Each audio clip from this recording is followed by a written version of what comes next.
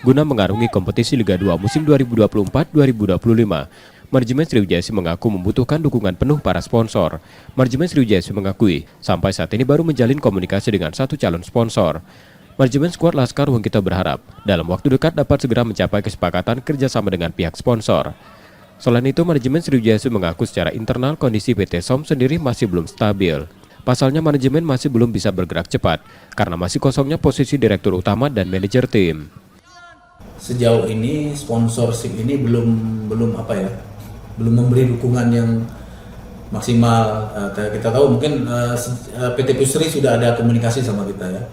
PT Pusri sudah ada komunikasi, kemungkinan kita hanya tinggal bicara masalah profit yang diterima PT Pusri, apa yang bisa diberikan Sriwijaya FC ke PT Pusri ya. Tinggal pembicaraan itu aja sih kalau PT Pusri. Tapi yang lain belum ada pembicaraan. Nah, kita harapkan memang proposal yang sudah kita buat ini dapat segera dikirim ke perusahaan-perusahaan yang memang sejauh ini selalu memberi dukungan kepada Sriwijaya FC. Selain itu, manajemen Sriwijaya FC sendiri juga berencana menjalin komunikasi dengan puluhan calon sponsor lainnya. Nur Muhammad, Kompas TV, Palembang, Sumatera Selatan.